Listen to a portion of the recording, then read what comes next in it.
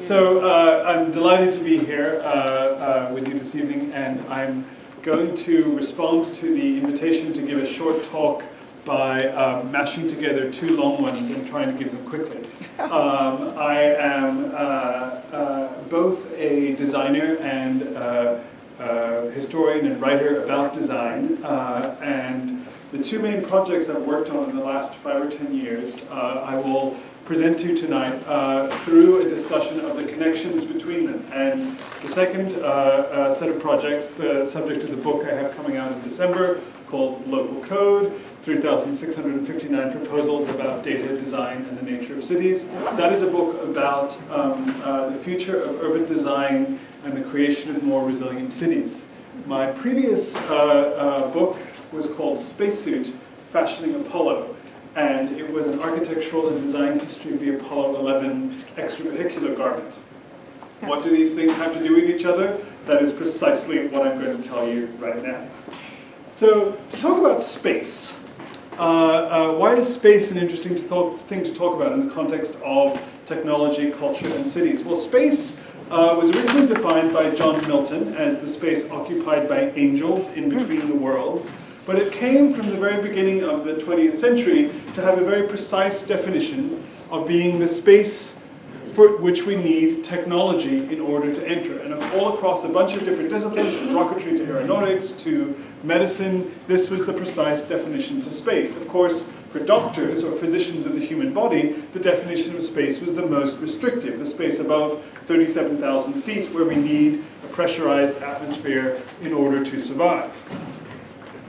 So when we look at this famous image of Buzz Aldrin on the surface of the moon, we see actually two things. We see architecture and technology at its most far extension, 250,000 miles from the surface of the Earth. And we also see a kind of vision of man liberated by technology to the level of Milton's angels and so forth. So, to talk about spacesuits in cities is actually also not a new thing. In the very beginning of his book, The Pentagon of Power, the great architectural and urban historian Louis Mumford shows this image of Gus Grissom in his Mercury capsule, entombed, he says, like an embryo by technology. I would argue that the actual story of pressure suits in the 20th century is slightly different, but not so different. Because, of course, when Gus Grissom was on the tip of the Mercury rocket, shown here, he was not actually on the tip of a device for liberation or exploration, as it was popularly understood. He was on the tip of an intercontinental ballistic missile designed to destroy human life, not create or protect it. The missile itself was a very interesting object because, unlike every previous object in human history, it had been designed in a completely new way. Instead of being designed as a singular object, as its first builders at the Convair Missile Company tried to do, it was the first object conceived of as and designed as a system. In fact, when the program, of which this was the ultimate part, was proposed to the Joint Chiefs of Staff, the word system had to be given a definition in the text, like the Golden Gate, like the Grand Central Railway system or the solar system, because the word system was so uncommon in English usage at the time. But the result of the process of designing the ICBM, the complex ICBM, systems engineering, was deemed to be singularly successful, not just at creating things like missiles, but of course also at creating that enormous organization of companies, military branches, and academic institutions that Dwight Eisenhower was the first to call the military-industrial complex, although he wanted to call it the military-industrial academic complex, but his speechwriter said that that was too long. And when the notion of sending man into space was first proposed shortly after Sputnik, the notion was immediately, the systems engineering was immediately framed as the means whereby man would walk on the surface of the moon. And in fact, the word cyborg, or cybernetic organism, was first proposed by a doctor and an analog computer specialist, Manfred Clynes and Nathan Klein, to switch out and componentize the systems of human physiology, just as the systems of the ICBM had been switched out, altered, and combined. When the launch of Yuri Gagarin profoundly accelerated the race towards the moon, this vision of silver-skinned man was replaced by another vision of a kind of armored, stiff spacesuits. Here, two prototypes by the Lytton military-industrial conglomerate. But of course, as I try to explain at much greater length in the book, what actually happened was quite different, and I would argue somewhat instructive. Because instead of being made by enormous military-industrial conglomerates, the Apollo spacesuit was actually made by the Playtex Bra and Girdle Company. And instead of being assembled from singular hard pieces or systems engineered components, it was hand-sewn out of 21 layers of fabric by seamstresses taken from the Bra and Girdle assembly line in Dover, Delaware. A couple of stories will illustrate. Of course, for this strategy to succeed, the larger military-industrial strategy had to fail profoundly, which it did. And then this strategy, in turn, needed to be integrated with the larger military-industrial methodology, of which the larger space race was, of course, a part. Two anecdotes will suffice maybe to tell this story. One is about the sizing and alteration of individual components, which in the systems engineering Bible, every time a component is changed, it needs to be renumbered and reserialized and distinguished from that which came before it. But of course, this didn't work for the sizing of bits of fabric around all the various astronauts, especially as their body changed shape through training and so forth. And so instead of being serialized, eventually the company, Playtex or ILC as it was known, was successful in getting each bit of the suit sized a small, medium, or large, like clothing, instead of a serial number, like a physical artifact. And so it was for every component of the suit, except for the urinary collection device, which after an incident with the first astronaut fitted, was sized large, extra large, extra, extra large. The second anecdote, which is maybe more closer to my own discipline of architecture, has to do with the role of drawing in the process. Of course, in a conventional engineering or architectural design process, drawing comes first. We draw and specify, and then something is constructed or built from that drawing. In the suit construction process, the reverse turned out to be true. The only real record or knowledge of how the 21-layered suit came together was in the fingers and experiences of the seamstresses who made it. And therefore, when the company was notified by NASA that they had to produce a set of drawings to fulfill their contract, the drawings were produced, but as the result not of a constructive process, but of a literal dissection of a built suit. And these rather beautiful drawings were the result. They also, as a result of this process, have maybe less in common with traditional architectural drawings, and more in common with something like an urban map. This is Giambattista Noli's famous map of Rome from the 18th century, which dissected the complex fabric of the city as it was built, instead of trying to predict something as it was made beforehand. And so the actual spacesuit, as it was built in its 21-layer construction, thus served as a kind of medium, or in-between element, between the complex physiology of the astronaut and the military-industrial process on the outside, of which it was a part, protecting the body just as profoundly, one might say, from the larger organizational reality of the space race as from the lunar vacuum as well. So the word medium also is bound up in the spectacle of the space race as a device designed primarily to produce a kind of media picture. Here, Bob Wessler, who produced the lunar broadcast for CBS and went on to found CNN with Ted Turner, with the knowledge he gained. And also the media of modern computing, which of course from the solid-state technology needed for the space race to even the design and mapping software used by today's architects, all has its origins in either the larger military-industrial history of the century or the specific space race itself, like this very first 3D modeled landscape made for the Apollo lunar landing simulator. It might not come as a surprise then that this technology was immediately turned to the other great problem of the age, the problem, that is, of the city.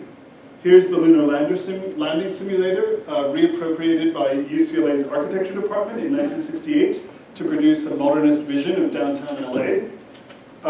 Their joint HUD-NASA programs to produce new neighborhoods using prefabricated aerospace components controlled by computation.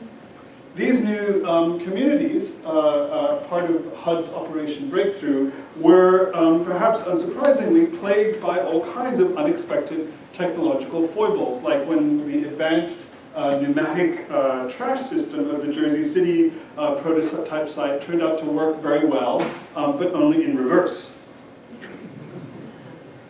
So it may be appropriate then that these space-age housing and urban proposals found their only real native soil in a 1977 study done just nearby here at Ames for a 10,000-person space settlement at Lagrange Point 3 in between the Sun and the Earth, housing 10,000 people from Western industrialized nations and governed entirely by principles from the military and industry, according to the prospectus. Okay, so let's get back to Earth and get back to what is really the true, I would argue, architectural fantasy of such systems engineering proposals, seen here much more recently in IBM's proposal for the city of Masdar, or Zaha Hadid's proposal here for a new neighborhood in Istanbul governed by computational algorithms. This is like any great modernist architectural fantasy. It's a fantasy of transparency, but the transparency is not just transparency of glass and steel architecture, but also a transparency of control. That we can build complex objects like cities and have them respond and perform precisely as we might predict. This is particularly a problem in our current age. We will build as much urban fabric in the next 40 years as we have in the previous 10,000 years of human history, and we will do so at a time of unprecedented uncertainty about the city's future, its infrastructural stability, and the threats, the unaccountable threats afforded by anthropogenic climate change. My work of the last few years has, as a designer, has been to ask how the power of information and computation can be turned not so much to attempt to precisely control or predict the behavior of these most complex of human and natural artifacts of cities, but rather can be used alongside the complex reality of a layered reality of cities in order to better buttress and provide them with resilience against the effects of climate change and other manifold uncertainties that they face. The quality that's often discussed that our cities need in the 21st century is resilience, which comes from the Latin, from a spring's return to form. I prefer the phrase robustness, which comes from the Latin for an oak, which contains within it also connotations of growth and change and adaptation. So the work of the book coming out this fall, called Local Code, is fundamentally a project about how information and how the uncertainty of the city can itself be used to create more just, more sustainable, and more resilient urban landscapes. It's based originally on a project by the artist and architect Gordon Matta-Clark, who between 1971 and 1975 assembled 15 parcels of vacant, small, tiny parcels of vacant land in New York into an artwork called Fake Estates that was exhibited after his death in 1992, his early death at age 37.